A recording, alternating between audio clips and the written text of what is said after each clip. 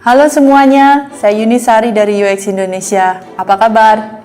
Di desain sprint series sebelumnya, kita mempelajari lebih dalam mengenai desain sprint. Nah, kali ini kita akan mempelajarin bagaimana caranya kita melakukannya.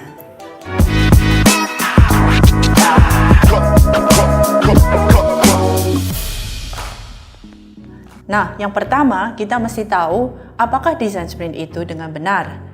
Artinya, kita mesti belajar dulu desain sprint itu apa, baik secara pribadi atau dengan bantuan dari luar.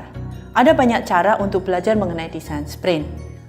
Pertama, Anda bisa belajar mengenai desain sprint dari buku Desain Sprint yang ditulis oleh Knapp and John Seratsky. Buku ini sangat direkomendasikan karena Anda bisa belajar mengenai dasar-dasar dan fondasi mengenai teknik desain sprint yang benar. Selain membaca buku Desain Sprint, Anda juga selalu bisa melihat situs dari Desain Sprint Kit yang dibuat oleh Google. Di situs itu Anda bisa melihat berbagai macam ide yang menarik bagaimana Anda bisa melakukan desain sprint dengan baik dan benar. Yang ketiga, Anda bisa mungkin membaca blog, melihat video, atau mendengarkan podcast mengenai desain sprint.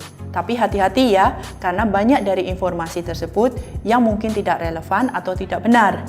Bila Anda sudah mengerti apa itu desain sprint dengan baik, yang Anda perlu lakukan berikutnya adalah membentuk tim dari orang-orang yang mau berkomitmen dan relevan dengan pengembangan produk ini.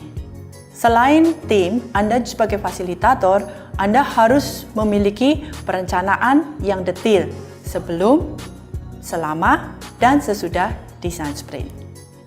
Untuk melakukan desain sprint, Anda perlu latihan. Jadi jangan khawatir kalau awal-awal Anda mungkin akan mengalami banyak kesalahan atau mengalami banyak permasalahan. Bila Anda ragu-ragu, Anda bisa mengajak saya atau tim saya untuk menjadi mentor dalam Anda melakukan desain sprint tersebut.